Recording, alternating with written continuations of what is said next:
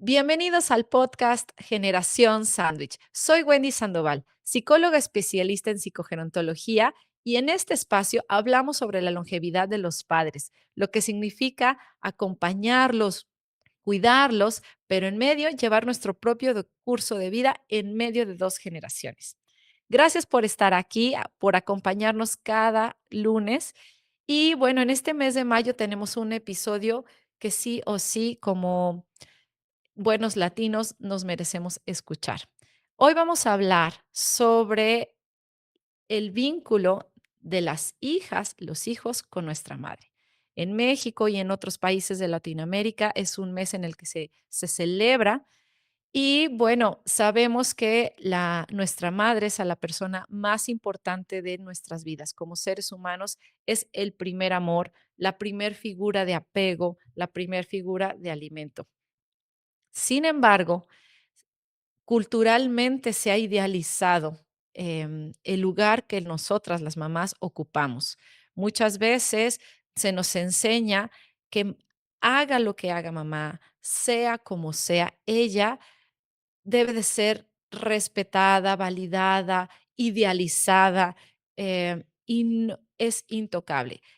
Ojo, lo que trato de decir con esto es, ¿qué pasa cuando mamá nos han enseñado que mamá ama, pero cuando mamá no amó? ¿Qué hay en el medio emocionalmente y a nivel psicológico? ¿Qué pasa en el ser humano cuando le enseñan que mamá es todo su universo, pero cuando tú como hijo no fuiste su universo? Cuando nos enseñaron que ella iba a ser la figura que nos iba a amar, a proteger, a maternar, a hermanar con nuestros hermanos. ¿Y qué pasa cuando no es así? Entonces, este episodio vamos a hablar qué ha pasado con el rol de la mujer a lo largo de los años, que la ha colocado como la principal figura a nivel social para cuidar no solamente de los hijos, sino también de los padres cuando se vuelven mayores, de las personas que en la familia tienen alguna discapacidad o los más vulnerables. Las mujeres cuidando mujeres a lo largo de los años y en particular en este podcast que hablamos sobre la generación sándwich, qué pasa cuando la hija cuida de la madre, que ya se ha vuelto una mujer mayor, y este vínculo duele.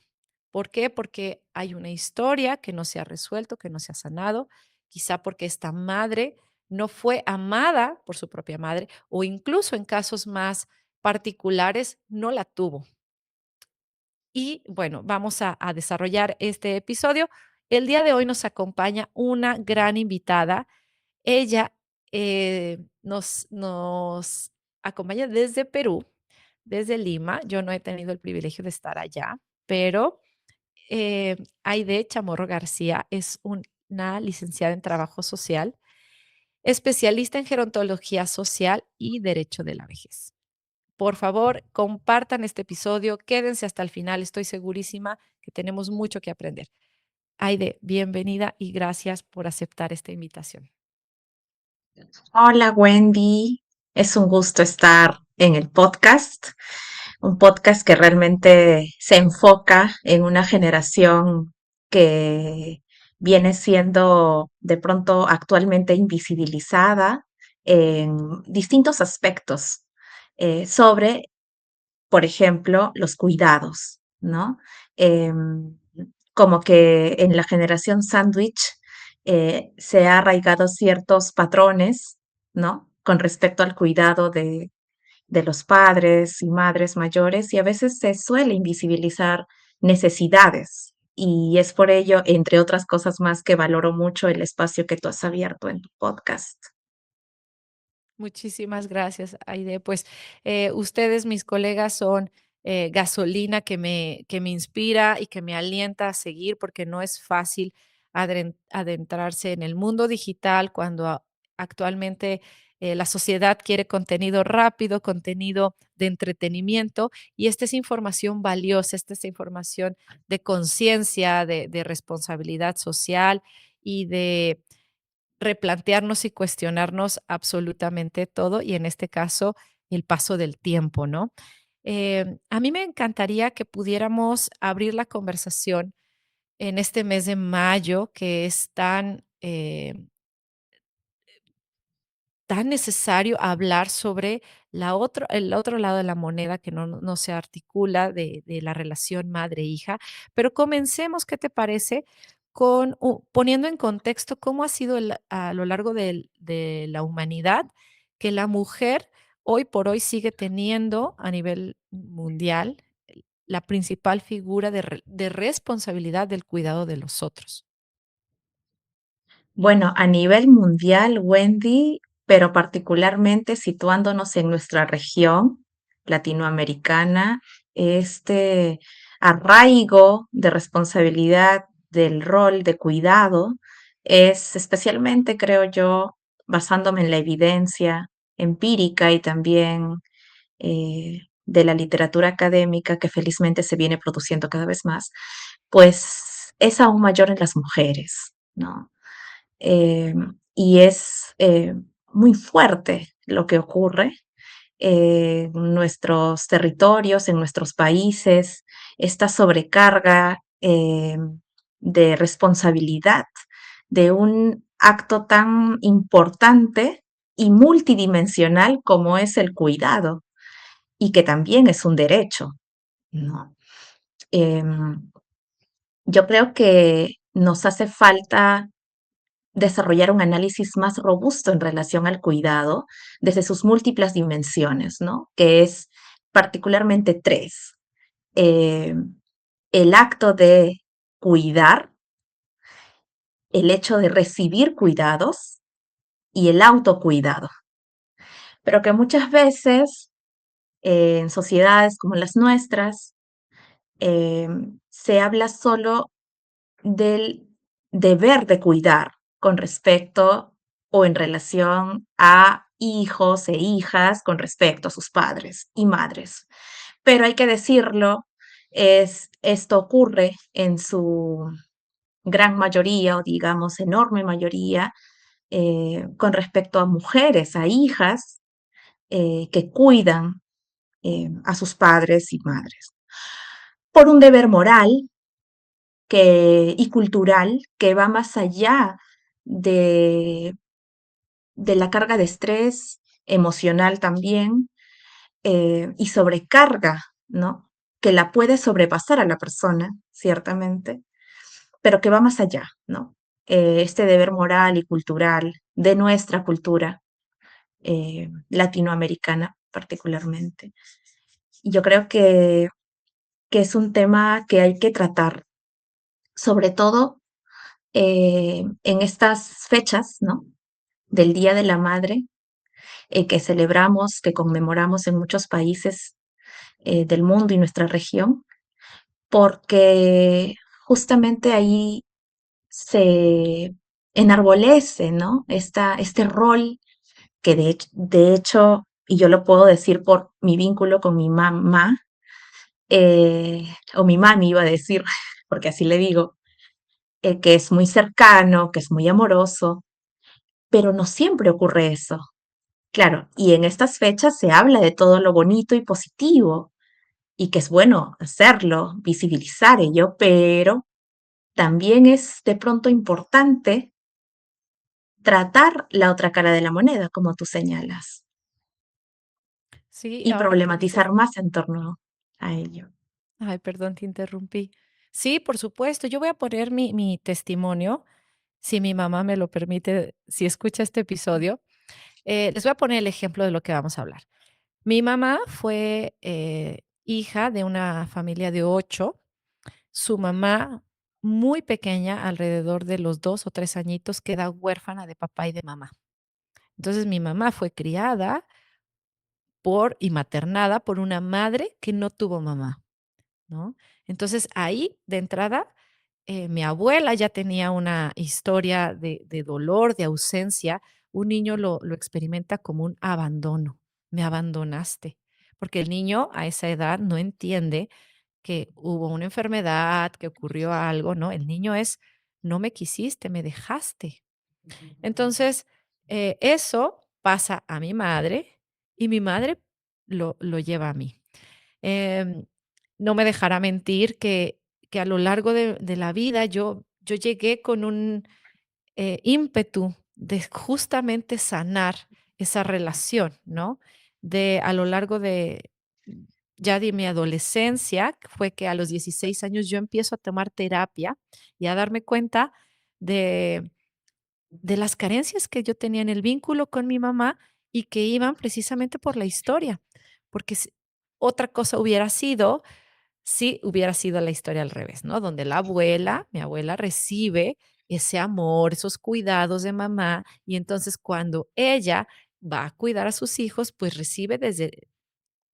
da desde lo que recibió. Entonces, bueno, a lo largo de mi vida, el sanar la relación con mamá ha sido uno de los grandes temas o tareas de vida que a nivel personal me propuse, porque después me convertí en madre, ya lo he dicho en otros episodios, yo tengo 3 hijitos. Entonces, hoy más que nunca la palabra cuidado que mencionas me hace todo el sentido. Cómo es que como hija recibí o no los cuidados que legítimamente un niño merece. Ahora como madre brindo esos cuidados y por otro, cómo ejerzo el autocuidado para seguir cuidando. Entonces, ¿cómo lo aterrizaríamos eso a un caso en particular de una familia, de, de una hija, por ejemplo, que su mamá empieza a ser mayor?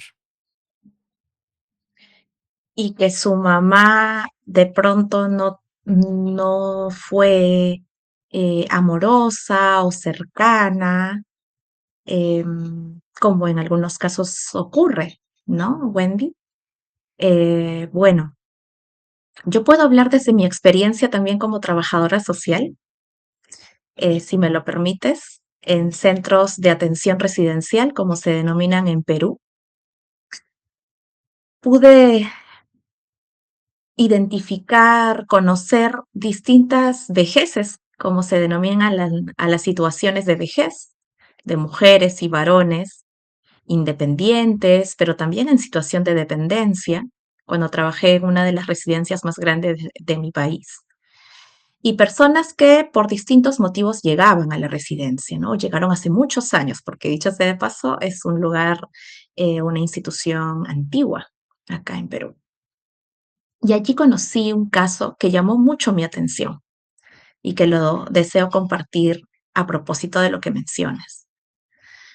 Eh, Sabíamos de una persona, de una residente, mujer mayor y en situación de dependencia, con un proceso demencial bastante avanzado, que tenía un expediente eh, bastante grueso, ¿no? Por sus diversos comportamientos con sus compañeros, con el personal, una personalidad bastante demandante y muchas veces abusiva. Pero llega un día una persona, una mujer de aproximadamente 45 años, preguntando por ella, por esta residente cuando nunca antes había recibido visitas. Se trataba de su hija y ella llega a partir de una búsqueda exhaustiva que realiza en distintas instituciones para ubicar a su madre. ¿Por qué? Bueno, cuando tuvimos la entrevista supe toda la historia, ¿no? La hija tuvo una situación de violencia muy fuerte con su madre, fue violentada junto a su hermano por su madre. Probablemente, ya revisando con más detalles el caso, la señora tenía una situación eh, psicológica o psiquiátrica, ¿no? Pero había sido muy abusiva con sus hijos, muy violenta. Y los chicos en su adolescencia decidieron escapar de casa, cada uno por su lado. Ella se fue muy joven de casa a trabajar, a seguir estudiando en lo que podía y conoció a un hombre, se enamoró, tuvo sus hijos e hizo su vida. pero siempre con ese dolor que vivió con su madre. Claro, bueno, con respecto al padre, nunca estuvo presente. Y cuando vuelve a buscarla tiempo después a su madre, en la quinta donde vivían, ya no estaba la señora. Y le dijeron que se fue y que al parecer se fue a una institución, como también denominan asilos, erróneamente, ¿no? Entonces ella empieza la búsqueda y en Beneficencia, que es una institución aquí en Perú bastante grande, logra ubicarla. Y cuando la encuentra ya en la institución en donde yo trabajaba, ella cuenta esta historia y cuenta ejemplos, ¿no? De actos violentos que tomó su madre y que fue un impacto muy grande en su vida, pero que ella luego, cuando se convierte en madre de gemelos, recuerdo mucho que como lo describe, decide tomar terapia y su psicólogo le dijo que debía sanar esas heridas por ella misma, para cambiar su historia, dar un giro, digamos, a su historia de vida y de su propia maternidad ahora, ¿no? Que ya comenzaba a ser madre. Y por eso ella quería volver a ver a su mamá. Y yo como trabajadora social eh, la escuché y traté de cruzar la información con lo que veía también en el historial de la persona. De pronto habían varias coincidencias, ¿no? En estas actitudes violentas. Entonces, uno no puede decir que como es la hija, ya tiene la obligación de cuidar a su mamá, egresarla de la institución y que viva en su casa y que pase a cuidarla porque es el deber de todo hijo o hija, está en la norma. No, hay que ver más allá de lo evidente. Y si bien, como lo mencionábamos en un inicio, Wendy, hay vínculos tan bellos eh, entre madre e hijos e hijas, pero no siempre es así. Y tenemos que de pronto desromantizar esa idea, ¿no? Em, y ella sí quería verla, le explicamos la situación en la que se encontraba su mamá, pero para ella era importante para ese perdón que ella quería hacer. Pero no estaba dispuesta a vivir con su mamá. Y nosotros, desde mi ejercicio profesional y tomando el caso, no la íbamos a obligar, pero sí íbamos a darle las facilidades de su acercamiento en la medida que ella lo quiera tener, ¿no? Ese es un caso que llamó mucho mi atención. Fue el primero de luego distintos que pude conocer, más o menos similares y en distintos contextos o entornos como los familiares, ¿no? En este caso fue un entorno institucional. Pero a lo que voy es que eh, con respecto a los cuidados que están tan arraigados como responsabilidad en las mujeres, muchas veces es así, en nuestra cultura es así, y hay que decirlo. eh, Se culpabiliza o se señala a hijas que de pronto deciden no hacerlo, no cuidar a sus padres o madres y hacer su vida tratando de dar un giro distinto a la que ellas tuvieron. Y se culpabiliza, se señala con comentarios como que es tu madre, tienes que perdonarla, igual ella te dio la vida, ¿no? Y no se de pronto considera el proceso, la historia de vida y el proceso, ¿no? De sanación, de perdón, de un perdón que no implica o no va a implicar que tenga que cuidarle, ¿no? Necesariamente, con con todo lo que implica el cuidado, eh, o la labor de cuidado cotidiano, más aún cuando es una persona mayor en situación de dependencia. Em, Entonces, bueno, me parece que es importante, Wendy, traer estas reflexiones em, en un plano familiar, pero también de pronto profesional para quienes trabajamos con personas mayores y con sus familias, ¿no? Y que no podemos generalizar y no podemos romantizar ideas de afecto o de vínculos o construcción de vínculos afectivos, ¿no? Completamente de acuerdo contigo, Aide.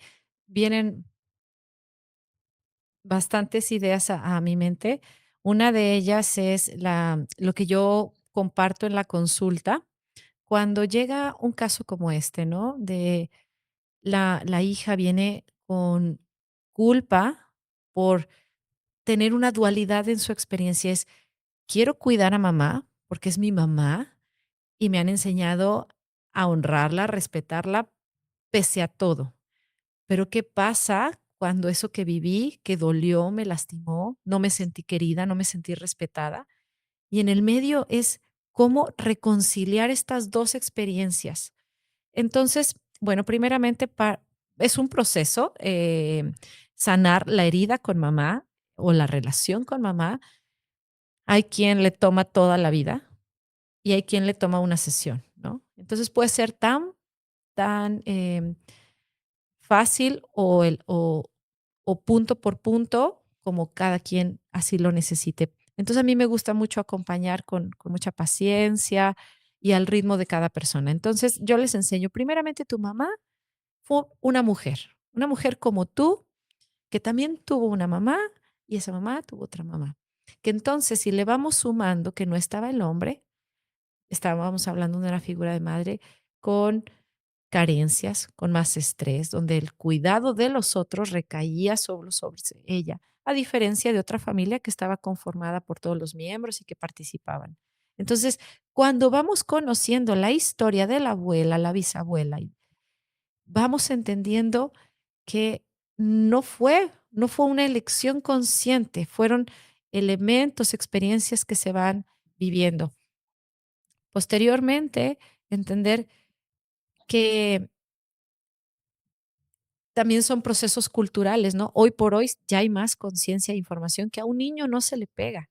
Hoy un dispositivo nos abre inmediatamente un curso, un taller que a un niño se le debe de hablar con respeto, con amor, mirándole a los ojos. Años atrás, décadas atrás, esta creencia era la contraria. A un niño se le habla con fuerza, se le grita, se le golpea para que conozca los límites, para que sea una persona de bien.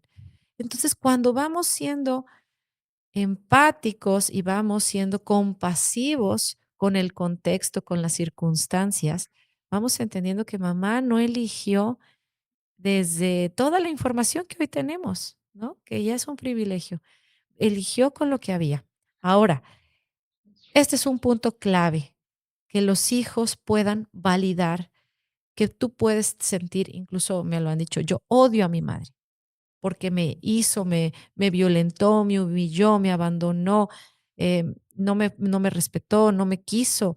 eh, bueno, historias tan lamentables que puede haber.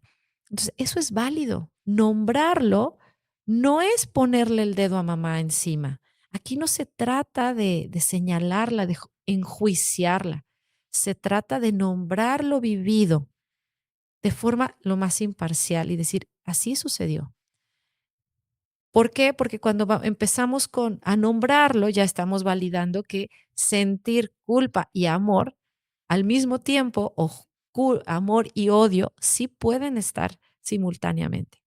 Entonces, a mí me gusta mucho, en particular, hablando de que el cuidado recae en las mujeres, a las hijas enseñarles estos puntos y estas claves. Hay grandes autoras que se especializan en la herida materna, que cuando llega tu madre a una edad más avanzada y empieza a requerir algún tipo de apoyo, de acompañamiento, de presencia o cuidados, se vale sentir esta dualidad.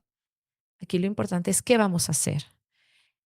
Los procesos, hay autores que siempre hablan de la importancia del perdón que le regalas, no a la otra persona, sino que te regalas a ti mismo. Y hay autores que dicen, si no quieres perdonar nunca, no perdones. Aquí, bueno, son posturas, pero ¿Cómo es la experiencia cotidiana, Aide, si me ayudas a desarrollarla para que las mujeres que nos escuchan se sientan identificadas? ¿Cómo es su día a día cuando cuidan o acompañan a su madre, que ya es mayor, con esa dualidad de quizás no quererlo hacer o estarlo haciendo con un resentimiento, con una herida? Bueno, la labor o el trabajo del cuidado, como lo mencionábamos, pues tiene una gran complejidad porque implica mm, no solo el acto en sí, los actos de cuidado cotidiano, por ejemplo, en relación al aseo, al vestido, a la alimentación, al acompañamiento, sino la actitud, la forma de hablar, la forma de mirar, la forma de sostener el cuerpo. Ana Freixas, una autora española, nos menciona que el cuidado acuerpa, implica todo el cuerpo, el vínculo, ¿no? El cuerpo es también nuestra mirada, nuestras emociones, ¿no? Y, y cuando no tenemos una buena relación afectiva, ¿no? Esto se tensiona y ciertamente podemos ver a través de casos concretos que no se ejerce adecuadamente el acto de cuidado, porque claro, hay una tensión. No es porque no lo quiera hacer necesariamente, no, sino porque hay tensiones justamente partiendo de esta dualidad, Wendy, que tú señalas. Y a la vez esa tensión genera mayor sobrecarga, porque el acto de cuidar o la acción de cuidar en sí ya implica un riesgo de sobrecarga del cuidador o cuidadora, para lo cual tiene que contarse con ciertos elementos eh, que eviten este riesgo y que más bien afiancen la protección y el cuidado o autocuidado de la persona que está ejerciendo esta labor, ¿no? Uno de ellos, y lo desarrollan muy ampliamente diversas autoras, eh, es la red de apoyo que debe tener la persona que cuida la red, ¿no? Este soporte profesional, social que debe tener, institucional incluso también. Y hablemos en términos de política pública del Estado, ¿no? Mónica Navarro, una colega mía de Argentina, habla de la publificación del cuidado y por lo tanto, o en consecuencia, mejor dicho, la desfamiliarización de la idea del cuidar, que ciertamente también en nuestros países vemos que hay políticas públicas muy familiaristas, políticas públicas dirigidas al cuidado, ¿no? Me refiero a ello con una mirada muy familiarista, es decir, que carga la responsabilidad única al familiar, que sí es parte, hay una corresponsabilidad responsabilidad que debe ejercerse, sí, pero la vida es muy compleja y vemos que no podemos determinar, ¿no? Cómo se debe desarrollar el acto de cuidar en las familias y así generalizar. Bueno, y hablando en términos de política pública, Mónica Navarro, colega mía de Argentina, nos convoca a pensar en la importancia de la publificación del cuidado y en consecuencia la desfamiliarización. Esto significa o problematiza, mejor dicho, la idea del eh, cargar la responsabilidad únicamente a la familia a nivel de las políticas públicas dirigidas al cuidado y con ello a nivel de servicios de protección y cuidado, en este caso a personas mayores. Y en ese sentido, sostener una corresponsabilidad del cuidado que también sea asumida por el Estado ante diversas situaciones como estas que estamos tratando, que hay una evidente razón por las cuales los hijos y las hijas, y particularmente porque el cuidado tiene rostro femenino predominantemente, pues las hijas no pueden ejercer el cuidado a sus padres o madres. Evidentemente, como mencionaste, Wendy, esta dualidad va a generar tensión e inconscientemente no va a permitir un adecuado ejercicio de cuidado.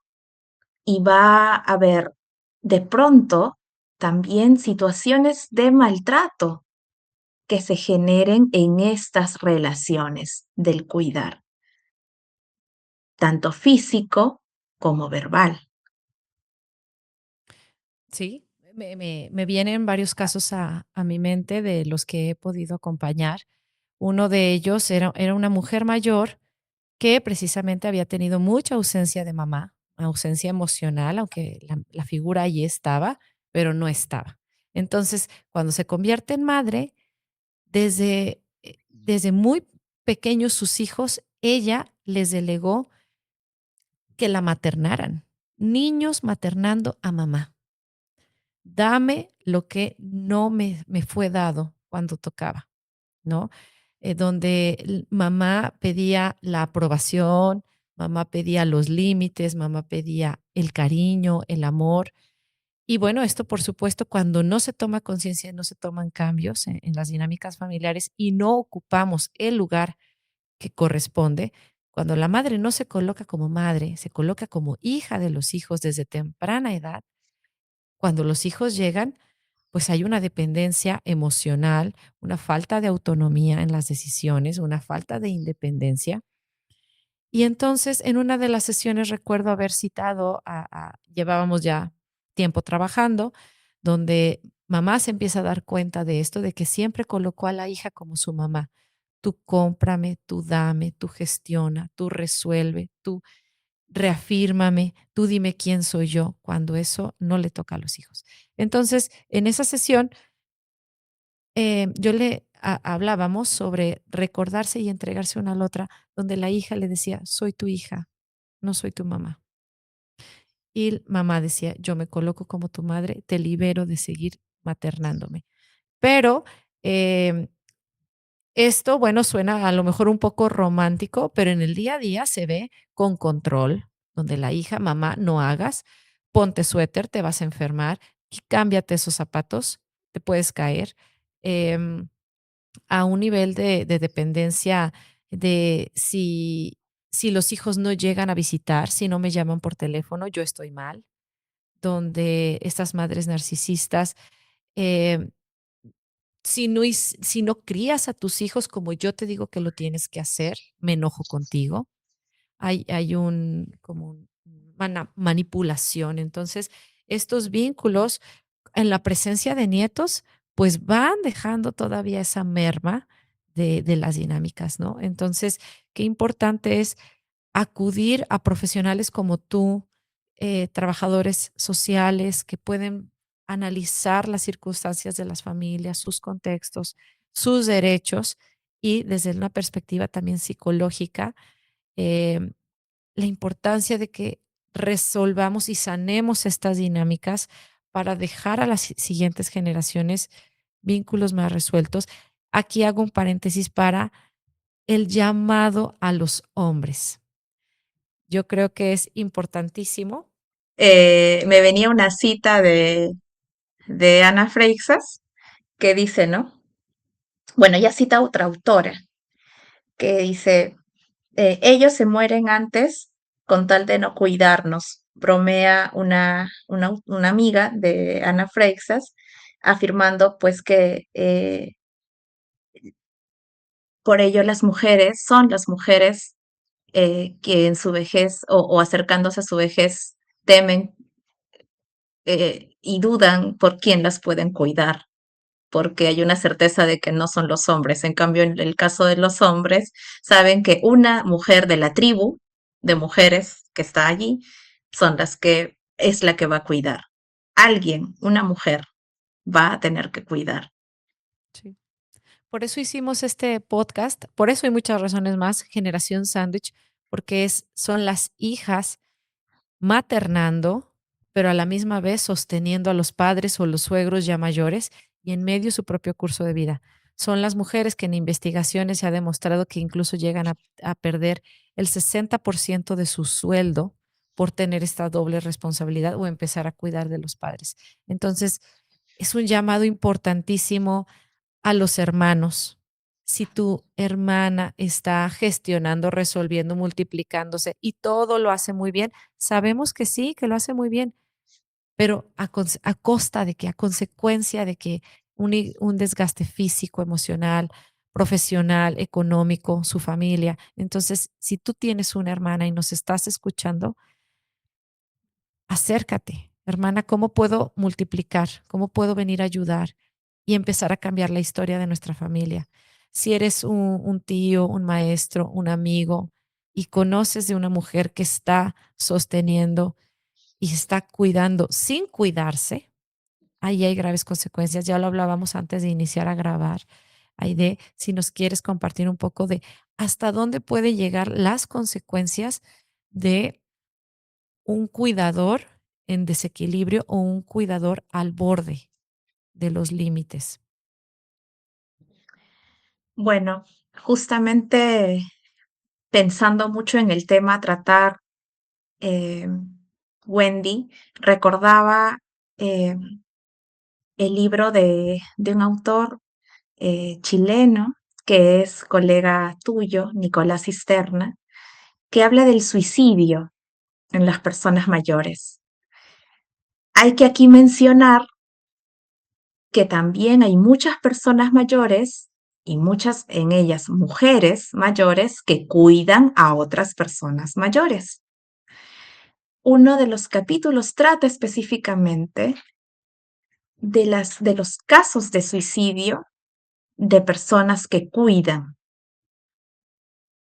Y hay ejemplos concretos que se mencionan allí de mujeres que llegan al borde, ya a una situación tan límite, tan cargada de estrés y frustración, de tener que cuidar a sus padres, a sus madres. Hay ejemplos sobre todo más vinculados a los padres, ¿ya? Al cuidado de los padres, varones que han sido distantes, ausentes, violentos, pero sabemos que también ocurre con madres, ya lo hemos hablado, pero que en este caso llegan a una situación tan límite que se suicidan.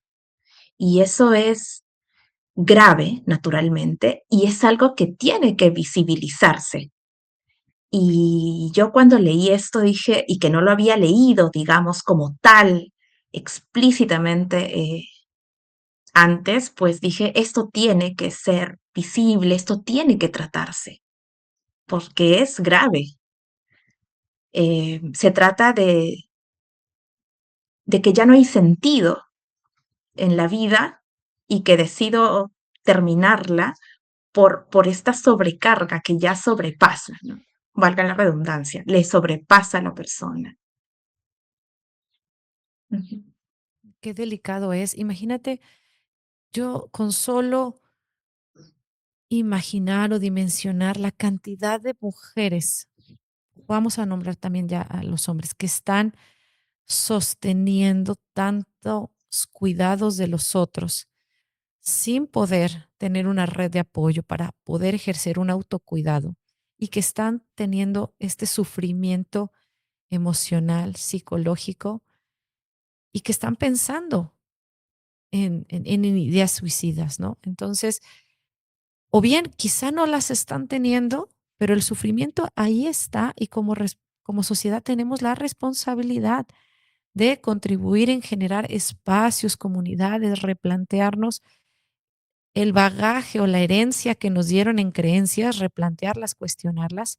Por supuesto, este es un llamado a, a las leyes en los distintos países de reconocer la gravedad, de empezar a equilibrar, porque aquí las mujeres no necesitan más juicio. Siempre es como, pudo hacerlo mejor, no es suficiente, le faltó. y cuida y cuida. Y también nosotras dejar de querer hacer más. Y hablo en primera persona. Yo soy una mujer que da y empiezo a no reconocer mis límites, porque y caigo como en esa programación que me fue dada, y así como yo, millones de mujeres allá afuera queriendo ser supermujeres, queriendo, buscar reconocimiento, aprobación o simplemente querer subsistir, teniendo que hacer grandes esfuerzos, esfuerzos inhumanos incluso, que rebasan nuestra capacidad. Entonces, esto no es justo, esto no puede seguir así y necesitamos hablarlo. Así que las personas que nos escuchan tienen que acomodar esta información, buscar ayuda, siempre acercarse a un experto o empezarlo a hablar en una red de apoyo. Es un gran paso. Me, me quedo pensando en cómo puede cambiarse la historia en el momento que los profesionales también em, ejerzamos con más conciencia y conocimiento el alcance de esto, ¿no? Si, por ejemplo, alguien está atendiendo a personas de la mediana edad, interesarse, ¿cómo están las cosas con tus padres? ¿Qué edades tienen? ¿No? Que aunque no es su línea, los mayores, pero sí las de personas de mediana edad o los niños, ¿cómo están relacionándose los niños con los abuelos? Y estos cuidadores que son, eh, ya lo decías, una persona mayor cuidando de otra persona mayor. A veces es la pareja, a veces es un familiar cercano y a la misma vez, a veces los nietos, porque también nuevamente creencias o situaciones sociales que llevan a la mujer a cuidar de los nietos para que la hija pueda volver a salir, a cuidar y traer el sustento. ¿Dónde está la figura masculina? La Ujú. importancia de colocarnos entonces a los hombres. Aquí no se está juzgando a nadie, simplemente se está nombrando y al nombrarlo es el primer paso para resolver y cambiar el rumbo de, del- de lo que está pasando. Porque finalmente, Wendy, pues sin afán de juzgamiento, señalamiento hacia los hombres, se trata de un reconocimiento de los mandatos de género que existen persistentemente en nuestra sociedad. Se trata de ello, ¿no? Y sobre estos mandatos que felizmente se vienen disputando y problematizando en estas décadas, cada vez más, pues estos mandatos han hecho que, o sobre estos mandatos, se han generado estas relaciones de diferencias por género a quién está más vinculado o quién debería ejercer mayormente los cuidados, ¿no? Yo también me identifico, Wendy, con lo que señalas de de pronto no reconocer los límites del acto de cuidar, que no implica necesariamente, cuando hablamos de personas en situación de dependencia, ¿no? Digamos, este acto del cuidado en su aseo, en su vestido, la alimentación, en su sostenimiento y movilidad, no, sino también el cuidado tiene que ver con la gestión, el pensar y planificar lo que se va a hacer, la rutina diaria, espacios de esparcimiento, salidas, coordinaciones diversas, de diversa índole, eso también tiene que ver con cuidado. Y cuando somos una familia de varios hermanos, y aquí menciono mi caso en particular, ¿no? Y hay que coordinar eh, acerca de los procesos de salud y chequeos médicos y tratamientos médicos de la mamá, es toda una coordinación y una gestión que hay que hacer. Y muchas veces esto ciertamente, y es en mi caso particular, pero creo yo que se ve en muchísimos casos, ¿no? Lo hacemos las mujeres. Y yo a veces con el afán también, por mi de pronto mi profesión, lo tomo diversas coordinaciones y siento en un momento que estoy bastante cargada. Y, y lo traigo a colación porque estoy segura de que muchas mujeres profesionales también viven esta situación. Y me parece que hay que aprender a reconocerlo y a ponernos límites, a convocar, a coordinar, a confiar también, porque muchas veces también parte de una desconfianza y creer que el hermano o la hermana, y hablemos de varones, el hermano no lo va a hacer bien, porque no sabe, no lo va a hacer como yo. Y es una autocrítica, creo yo, también totalmente válida a realizar. Y reconocer nuestra interdependencia, pues finalmente todos y todas requerimos de otro, en tanto humanos. Somos seres humanos con fragilidades y también con muchas interdependencias. Y hay que saberlo reconocer. Y hay que, a partir de ese reconocimiento, pensar en una misma y dejar de pensar en que ello signifique ser egoístas. Eso también está muy arraigado socialmente a partir de los mandatos de género y que debemos seguir problematizando. Felizmente se está haciendo, pero necesitamos seguir en este proceso. Definitivamente no es opcional porque esto cada vez va en mayor escala. El incremento de la longevidad nos está pidiendo a gritos hacer cambios.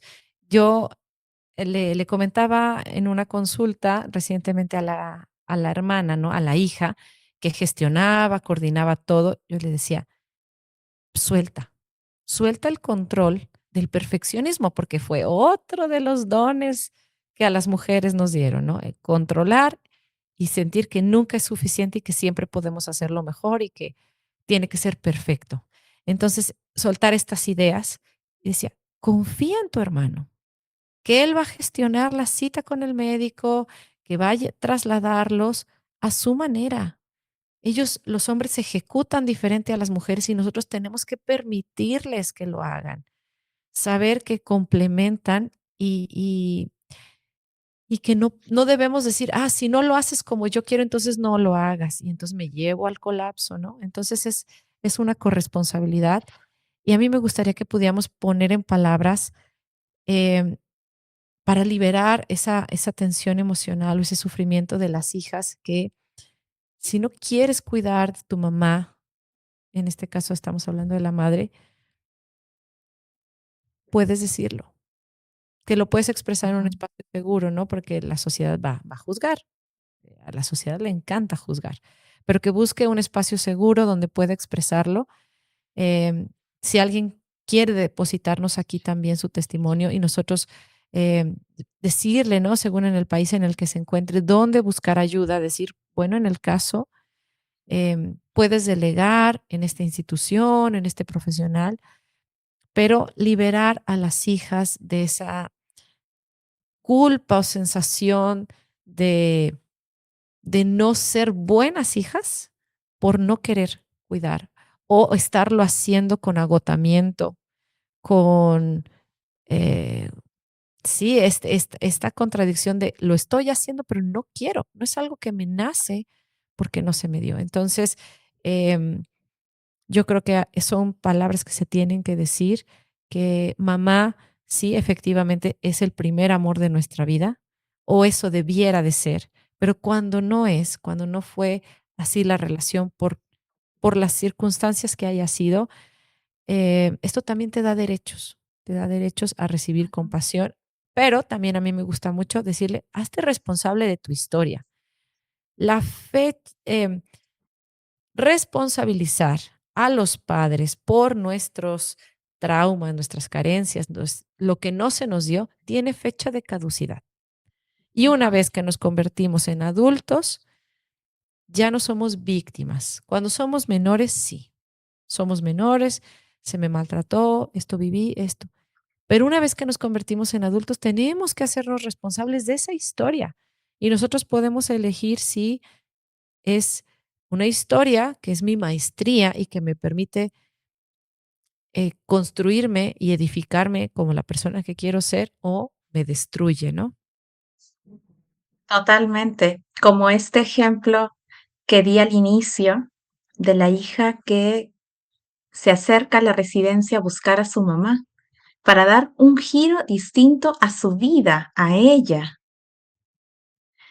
Y lo otro que mencionas y me resuena muchísimo, Wendy, es que lo expresemos.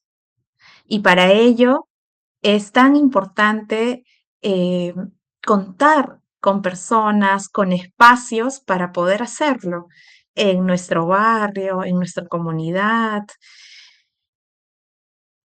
Yo cuento ahora un ejemplo muy concreto que mi mamá me compartía. Mi mamá tiene una relación cercana, diría yo, con las vecinas de la calle, de nuestra calle, y ella dialoga, se cuentan cómo van en sus distintos procesos. Todas son adultas mayores, casi todas son viudas y pues tienen hijos e hijas adultos, ¿no? Pero hay un caso particular de una de ellas que tiene a su mamá. La gran mayoría no. Como en el caso de mi mamá, mi abuela ya falleció, mi abuelita falleció hace 20 años. Eh, pero hay una que sí tiene a su mamá de casi 100 años y que ha tenido una historia muy dura con su mamá, de abandono, de distancia, de no presencia. Se crió ella con otras personas y ella ha podido soltar esto que siente con mi mamá y otras vecinas, entiendo, este sentimiento, esta dualidad que siente a la hora de tener que cuidar a su mamá, porque ha ocurrido una situación y la mamá ha llegado o ha pasado a vivir a casa de ella, ¿no? De esta vecina que es una mujer mayor, que es viuda, que tiene hijos grandes y que también tiene sus propios problemas, digamos, ¿no? Situaciones de complejidad en su familia, pero que ahora debe cuidar a su mamá, que para ella es una mujer que nunca estuvo presente. Y cuando mi mamá me cuenta sobre esta historia, yo también pensaba en qué valioso que la señora pudo tener la oportunidad de soltarlo con mujeres de su entorno, que no son su familia, que son mujeres que están allí para escucharse, que tienen muchas cosas en común, ¿no? Hay varios aspectos en común, pero también sus propias características familiares y personales, pero que tienen esa oportunidad de compartir para darle su opinión y de pronto, como tú señalas, se pueda orientar a dónde acudir o el simple hecho de, yo creo, poder escuchar y ser escuchado ya es valioso, ya es muy importante. Y en ese sentido me ponía a pensar en la importancia de estos espacios de pronto que conforman o constituyen las propias mujeres, ¿no? Eh, y que afiance en ese sentido esto que se denomina o hace carne a esto que se denomina sororidad, ¿no? Esta solidaridad que debe o debería existir entre las mujeres y que muchas veces también la sociedad, por los mandatos de género, nos la ha querido arrebatar y nos la arrebata muchas veces y más bien predomina competencia, ¿no? Sí, Y que eso rivales. también hay que decirlo. Y por ello también el juzgamiento y el señalamiento a mujeres que quieren romper un poco estos patrones ante situaciones como las que estamos tratando hoy. ¿Qué le dirías a a esas hijas que hoy están cuidando a su madre, que no fue una mujer emocionalmente cercana o respetuosa, o no fue la madre que necesitaban que fuera, y que están cuidándolas, que ahí está la responsabilidad. ¿Qué les dirías como persona y como profesionista? ¿Qué pueden hacer para transitar esto en las mejores condiciones posibles? Les diría que lo expresen, que busquen un espacio o a alguien con quien puedan confiar, esto en principio, que lo expresen y que eh, se abran a recibir apoyo, porque muchas veces nos negamos a ello, nos resistimos a mostrarnos o mostrar nuestra vulnerabilidad y a no recibir apoyos. Y yo creo que es eso. Y en estos apoyos, pues pasar un proceso de pronto de perdón, si es que así lo deciden, ¿no? El perdón, pero pensarlo sobre todo en ellas, pensándolo en ellas, para, como dice, siendo adultas y ya en la capacidad de decidir nuestro propio destino, dar un giro a nuestra historia, ¿no? O a estos círculos que se han ido generando y de pronto repitiendo a lo largo de los años en nuestra genealogía familiar. Nosotras, al ser adultas, podemos de pronto generar un punto de inflexión y un giro distinto a estos círculos, ¿no? De violencia, de ausencia, de, de dolor, ¿no? Pero en primera instancia es sacar lo que sentimos. Siempre podemos encontrar a alguien con quien hablar, como el ejemplo que acabo de mencionar. Siempre podemos encontrar, pero hay que tener la predisposición de hacerlo. A mí me gustaría ir cerrando el episodio agradeciéndote, Aide, por supuesto, esto es un episodio muy sensible que muchas mujeres se van a sentir identificadas, incluso expuestas, vulnerables, ya que hayamos puesto en palabras lo que sienten, lo que viven. Y a mí me gustaría complementar la idea que tú decías de expresarlo. A mí me parece que es el primer paso. Es importante con quién, porque hay quienes nos pueden dar esa lástima, pobrecita de ti, mira a tu mamá tan mala. Y si nos quedamos ahí, seguimos en el estado del yo del niño, ¿no? Un estado infantil. Entonces, qué importante es, si vamos a abrir esto, y no es un profesional de la salud mental, sea alguien que me recuerde que mi historia, lo vivido, es mi mayor enseñanza, que debe de mostrarme qué sí quiero, qué no quiero, qué merezco y que si lo que no recibí, ahora yo tengo la capacidad como adulto de hacerme cargo de eso. Cuando somos adultos debemos de convertir en nuestra mamá y en nuestro papá, porque biológicamente ya no los necesitamos. Es a veces esta codependencia. Entonces, identificar también me parece importantísimo cómo es el vínculo con la madre, ¿no? Ujú. Justamente cuidando y sabiendo que estamos expuestos a la idealización. No, mi madre fue una santa porque lo dio todo por mí. Bueno, sí, pero era su deber. Era el deber de la madre proteger, cuidar, alimentar, junto con el padre, por supuesto. Entonces, alejarnos de la idealización y darnos cuenta que mamá es quien es y nosotros podemos sanar, reescribir y resignificar esa historia y salirnos del victimismo. Si alguien está en el victimismo, ahí es como seguir cavando un pozo. Ahí te puedes quedar, Totalmente.